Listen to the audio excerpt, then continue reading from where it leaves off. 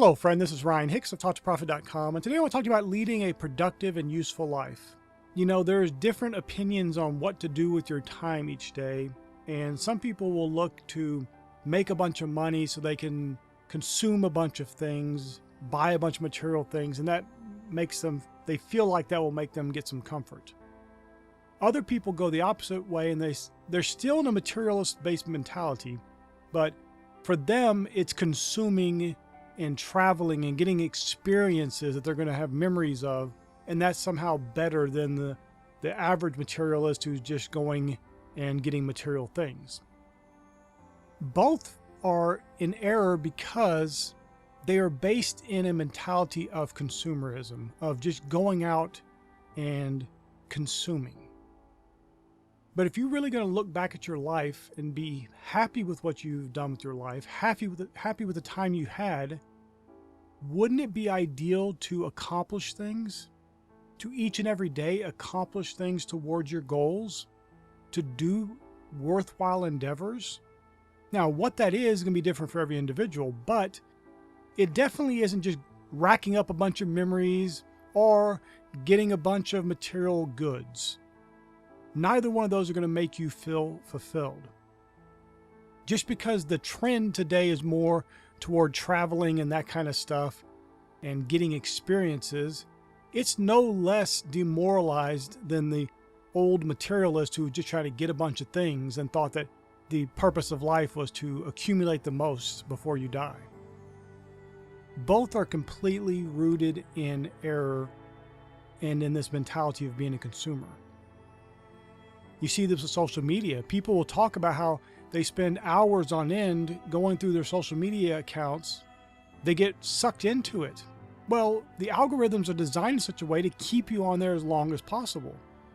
They do things from fear and excitement and something colorful, whatever it may be, and they generally tend to whatever things you like, or maybe even things you don't like. They can spark a little bit of fear in you so you will get riled up and consume more. You'll start posting some comments about something. You'll go look at this video and watch this, and you just keep yourself enthralled in that consumer mentality. You're getting your dopamine fixes, but in the end, it's not good for you. Now, I think every believer should be on social media doing productive things, producing stuff, but you shouldn't be the person on there consuming everybody else's production. Now, if you want to go on there and there's some good people you follow, they have some good information, something valuable, something uplifting, something edifies you in your faith, that's great. But you need to really limit that, because even good stuff, and I'll step back from social media and just talk about my videos. Even my videos, if all you're doing is watching them and you're not out there doing anything, you're just consuming information and not actually putting action to any of it, that's useless to you. That's a waste of your time. And social media is just so much more, so exponential in that regard, because there's so little of value on there. And even the few people that have something of value on there, then there's comments from people trolling and negativity and nastiness. And the vast majority of it anyway, even if it's supposedly so-called good, is still rooted in fear. It's rooted in fear, it's rooted in anger, it's rooted in needless anxiety, and things that aren't going to bring you the best results in life, and things that aren't going to make you live up to the high calling of Christ. Now, my friend, what if you took that time and instead of spending hours on social media, you spent hours making posts and making information and things that other people could be interested in and could bless them? Being a producer, not a consumer. Now, I'm not even saying you should be doing that on social media, because that's still a lot of time being used. But that's much better than just being the person consuming for 2 hours or hours on end, instead of being the person producing material that other people get some value from. And this applies to your business, this applies to your family, this applies to hobbies, it applies to whatever. Be productive in those endeavors. Do them to your best. Do them as if you're doing them unto the Lord. Be active each and every day. And active in producing, not being a consumer.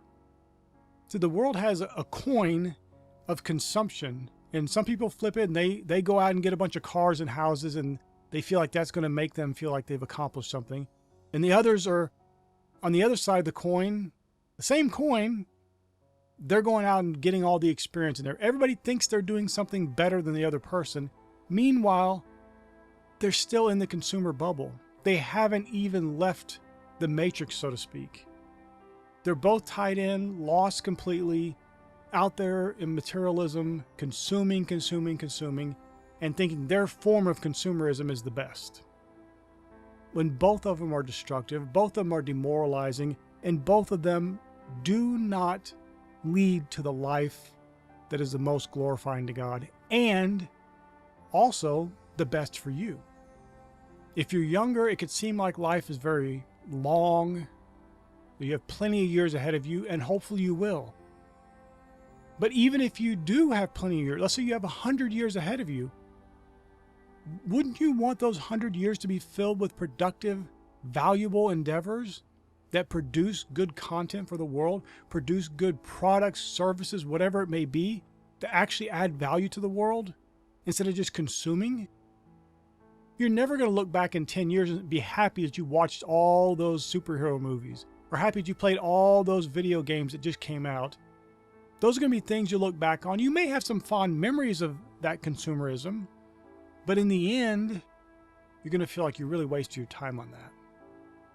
No one ever comes back saying, well, I'm glad I spent 30 years watching movies all the time and not producing a movie, not writing a script, not doing something of production and value to this world, just consumer mentality, just being a consumer.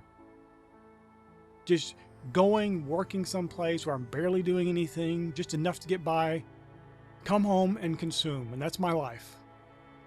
That's not a life, my friend. And that's not the way you have to live.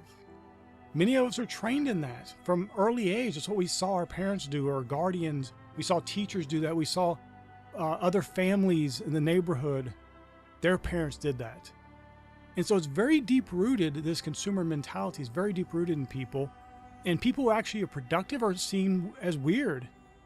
And yet the scripture says of the Christian that they are a peculiar people.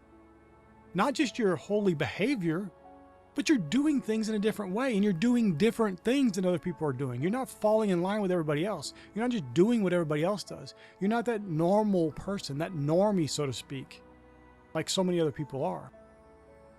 You're an interesting, unique, dynamic person who is creating value in the world each and every day and is not stuck in rampant consumerism, regardless of which side it's on, whether it's material goods or material experiences. You're living for such a higher standard, such a higher level than the average person could ever even think of. Don't let yourself get dragged down. I know the world is very demoralizing. The world loves to tell you, just get in this little bubble over here, be a consumer, go work your 8 hours, 5 days a week, and that's enough. But my friend, you are here to do great things. There's very few Christians in the world. I understand that there's plenty of people that call themselves Christians, but actual people living like Jesus is very few in the world. They stand out. They do things in a different way. They get better results. They're more productive than a dozen or 100 or 1,000 other people combined. And my friend, that should be you.